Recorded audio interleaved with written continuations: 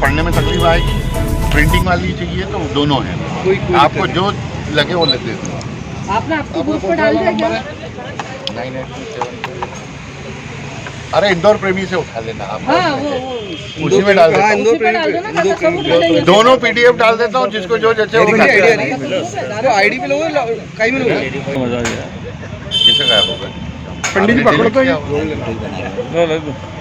चिड़ियाघर में मूंगफली फेंकते हैं या खाते हैं तो वो हाथ आगे बढ़ाता है, मूंगफली फेंक दो तो वो खा लेते हैं। आप खोपड़ी खुजालो तो वो भी खोपड़ी खुजालता है। तो हमारा देश जो है दुनिया की केवल नकल करता है। अकल लगाने का हमने बंद कर दिया दरवाजा, इसलिए दुनिया डूब रही है तो हम भी डूबते जा रहे हैं। ये सारी व्यवस्थाएं जो है मल्टीनेशनल इकोनॉमी का जो पार्ट है उसने ये पैदा किया है। आज भी यदि मौत हमारे यहाँ कम हुई है तो उसका सबसे बड़ा कारण है कि हम सामान्य जीवन जीते, चाहे जो खाते हैं, चाहे जो से जीते हैं, चाहे जो पीते हैं। तो हमारी बॉडी का रेजिस्टेंस दुनिया के लोगों की तुलना में बहुत ज़्यादा स्ट्रांग है, इसलिए बीमार होने के बाद भी हम मरे नहीं हैं। मरने में हम दुनिया में पीछे, लेकिन बीमारी में आज की तारीख में जो रोज नए संक्रामित हो रहे हैं उसका 30% हिंदुस्तान में पैदा हो रहा है, जबकि जनसंख्या में हम कुल 17%। इंदौर में जो मौत के आंकड़े आ रहे हैं उनको लेकर के आपका क्या? वो बहुत सारे बिंदु हैं। मौत का है, प्लस सैम्पलिंग का है। बेसिकल क्या है कि इन्हें 4 टुकड़ों में काम किया। सैम्पलिंग अलग लिस्टिंग करते हैं, उसमें से कोरोना पॉजिटिव को अलग लिस्टिंग करते हैं, फिर हॉस्पिटलाइज लिस्ट अलग करते हैं, फिर डिस्चार्ज की लिस्ट अलग करते हैं और मृतक की अलग करते हैं। तो ये 4 लिस्टों में ये अपने हिसाब से ऊपर से आदेश आया कि भाई इंदौर में मौत कम होना चाहिए, तो उनने उठा के रिकॉर्ड में घुमाना शुरू कर दिया। मर रहा है मरने वाला। आज भी मुझे बता दो कि आप सब पत्रकार, मेरे जैसा आदमी भी, नगर निगम ये नहीं बता रहा है कि पिछले 5 महीने में मृत्यु दर और जन्म दर का रिकॉर्ड क्या है। शमशान में जाओ तो रिकॉर्ड को हाथ लगाने नहीं दे रहे। अरे जब भाई सामान्य चीज़ है, कोरोना महामारी है, मरने वाले मर रहे हैं, तो उस रिकॉर्ड को छुपाने का मतलब सीधा सीधा है कि ये हेराफेरी कर रहे हैं। और उसके तो मैंने इनके ही दस्तावेजों में से निकाला है।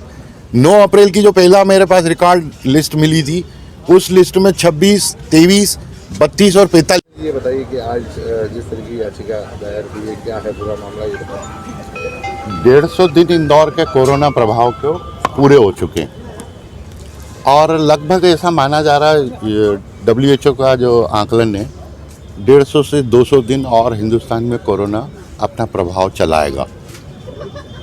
अभी जो स्थिति है वो लॉकडाउन से ज़्यादा बुरी दुर्गति स्थिति में हम पहुंच चुके हैं और ऐसा संकेत है कि भारत सरकार 1 सितंबर से कोरोना प्रबंधन अपने हाथ से छोड़ देगा।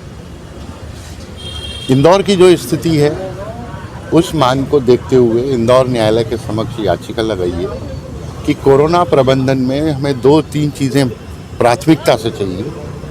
एक तो मरीज के इलाज का एक सेटअप जो अस्त व्यस्त अभी तक चल रहा है, उसके लिए एक निगरानी कमेटी बनाई जाए जो 5 सदस्यीय हो, न्यायालय अधीन हो और साप्ताहिक उसको रिपोर्ट पेश करने का निर्णय दिया जाए।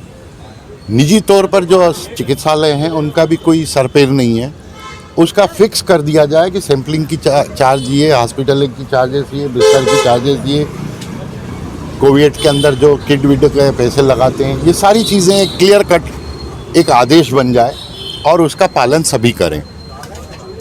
तीसरा, जो लॉकडाउन की आवश्यकता है, कोरोना केवल 2 चीज़ों से लड़ने का आधार है। एक शारीरिक क्षमता, कोरोना लगभग सबको छू चुका है।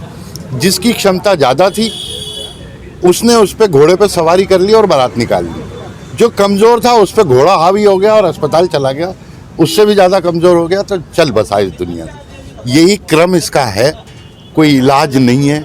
वैक्सीन जो बात की जा रही है, वैक्सीन है जैसे पोलियो ड्रॉप पिलाया गया था या मेरे ज़माने में माता के टीके लगाए थे, तो वो माता के टीके माता की बीमारी का या पोलियो का इलाज नहीं। उसी तरीके से कोरोना का अभी तक इलाज दुनिया नहीं बना पाई है और न कोई मेडिसिन इसकी अभी डिसाइड हुई है। सब पिए। अब मुझे ये समझ में नहीं आ रहा, मान लो आ भी गया तो जिस देश में 20 साल के अंदर आधार कार्ड नहीं बन पाया, उस देश में वो वैक्सीन कब तक पिलाएंगे, तब तक नई बीमारी पैदा हो जाएगी। और 2 बीमारियों ने नई संकेत दे दिया इस देश में, दस्तक दे दिया बच्चों का और ब्रेन हेमरेज होने का। इसका इफेक्ट जाकर ब्रेन पर पड़ा है। अब ये दो इलाज तो अभी और हमें झेलना है। तो शारीरिक क्षमता कैसे बढ़े, चिकित्सा व्यवस्था कैसे हो, लॉकडाउन में शारीरिक दूरी के लिए जो कलेक्टर ने आज से 1.25 महीना पहले ये डिसाइड किया था कि 21 जगहों पर हाट बाजार जैसी जगह दी जाए, 5-5 मीटर की दूरी पर ठेले लगाए जाएं, उसके बाद इनको सड़कों से हटाया जाए और ऑड इवन व्हीकल, निजी वाहन जो हैं वो ऑड इवन कर दिए जाएं, तो शहर में दबाव आधा हो जाएगा और कोरोना फैलने का संभावनाएं कम हो जाएगी।